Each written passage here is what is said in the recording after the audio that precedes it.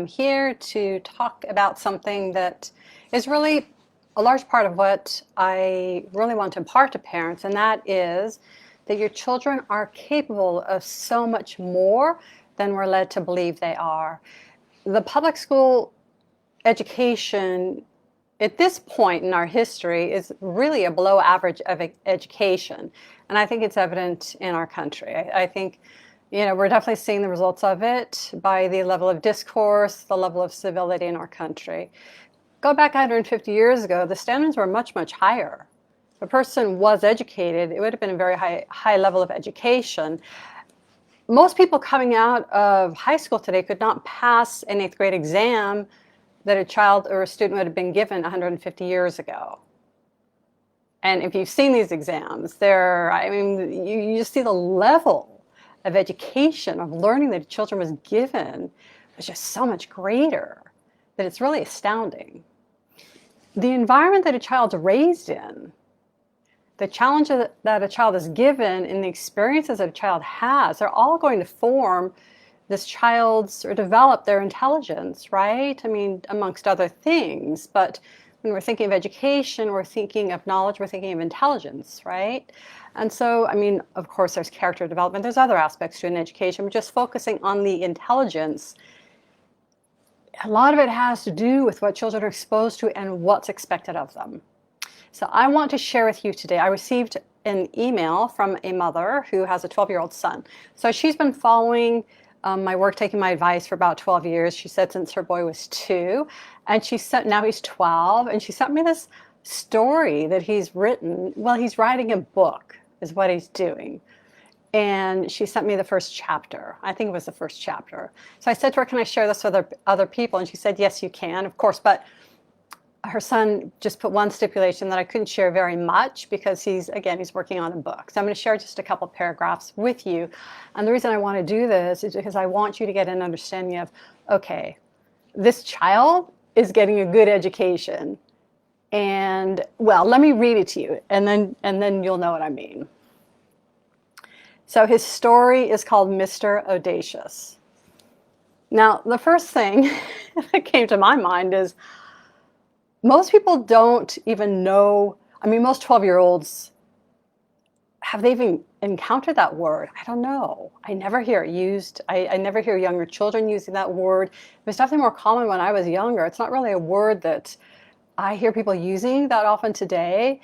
And it's definitely something you're going to come across in classical literature. But here's a 12-year-old boy using what would be considered more sophisticated word on today's terms, audacious, right? And so audacious means somebody who is, they're a little bold in their speech to the point of being disrespectful, maybe a little bit rude. So they're saying things that maybe they should tone down a little. All right. So there's that aspect to it. And then there are also people, another definition is that they are bold in the risk that they'll take, right? So it's called Mr. Audacious. Now, I don't know if this is the title. I think this must be the title of the chapter, I'm assuming. So listen to this. A flawless work of art, one must admit, old chap, said Mr. Audacious, admiringly to his rather artistic friend, who was happily carving some sort of figure from pine wood with his Swiss Army knife. So what's the second thing you notice? It's a long sentence. It's a long sentence because people used to have more, greater attention spans, be able to follow a thought longer. When I write today, I'm always told you have to write shorter sentences because people aren't following longer sentences anymore. And it's one of the things that I'm constantly having to revise in my writing is, shortening sentences, breaking up a longer sentence into 2 or 3 sentences sometimes, right? So it's easier for people to read. But here's a boy who's been raised on good literature. And so his natural style is to write a longer sentence, right? Thanks, replied Mr. Technique, overflowing with disgraceful conceit. Of course, I'm the best artist, continued the fellow boastfully. So what else do you notice here? His vocabulary. It's varied. He's using words that are, they're just, the vocabulary is much higher than a 12-year-old in your average public school setting is going to have today. the way he's using them. Maybe they'll know what the words mean, but the way that he's using them, incorporating them into his writing, there's a creativity with words there, flexibility, versatility, and of course a variability. I mean, he's got a good vocabulary. The pair were seated on the very edge of the rushing river, their legs dangling recklessly over the edge. Audacious fishing contentedly while Technique carved his wooden figure. So you get this, his writing's precise too, because he's using more extensive vocabulary. He's able to become, he's got that precision in his writing. And then we have this great image of the pair sitting on this river and it's rushing and they're dangling their legs and they're a little too close to the edge. And Audacious is very content and Technique is carving away at his figure. So I'm reading this. I mean, it goes on. That's what I'm going to share with you today, but it goes on, and I'm reading it, and I'm thinking, this is what all of our children should be doing. This is what all 12-year-olds should be doing. And they can do even more.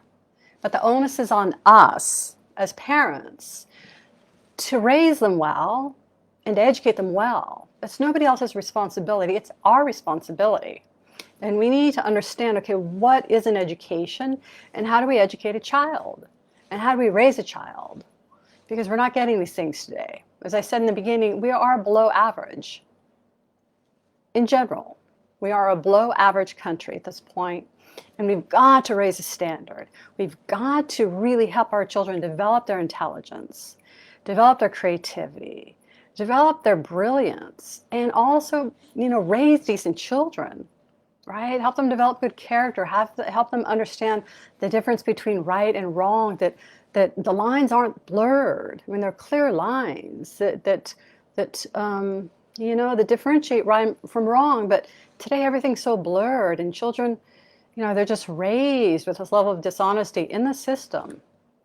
That's really, it's very sad is what it is, because it really affects their integrity, right? It carves away, it chips away at it. So the onus is on us as parents. What I want to really remind you of is that your children are capable of so much more, and that we've got to really understand this and take it very seriously. They only have one childhood. There's just one childhood, and their minds are ripe for learning. This is when you really, really want to give them as much as you can possibly give them. So before I end, and for those of you who are new today, I'm Elizabeth Hanson. So I run the Smart Homeschooler Academy, where I teach parents really everything they need to know to give their child the kind of education that this boy is getting. So if you really take it seriously, and if you incorporate the things I'm teaching, this will be your child too. It's not the first parent that sent me things like this either. Every once in a while I get something from a parent who will say, I've been, and it's usually around the child's around 10, 11, 12. They start to see, they're doing work that's very impressive.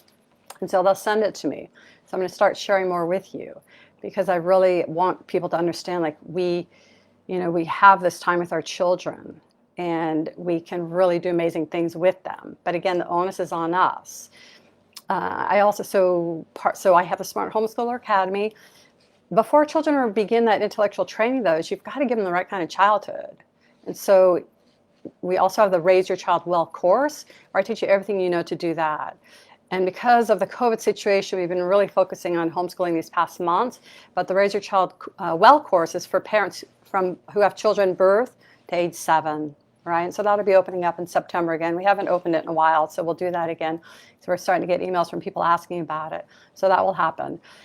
If you have a child and you are thinking of homeschooling and you don't want to do this online stuff, which if you saw my blog post for this week, it's largely what it was about, just the amazing rejection of the online learning from so many parents, which I find so exciting. I mean, it is very exciting. So hop on board. We are raising the standard for our children. We're raising the level of education, and we want to raise children with good character. We want to raise decent people. We want to have a country of decent people.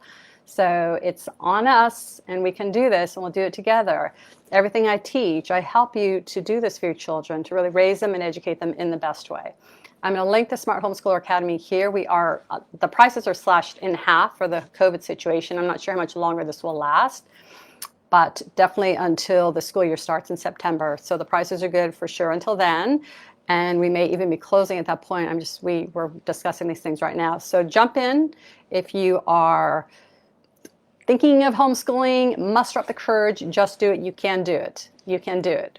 Average parents do it every day, and they get these amazing results with their kids. So you can do it, all right? And with that said, I will leave you. Have a great rest of your weekend, and I will see you next week. All right, bye-bye.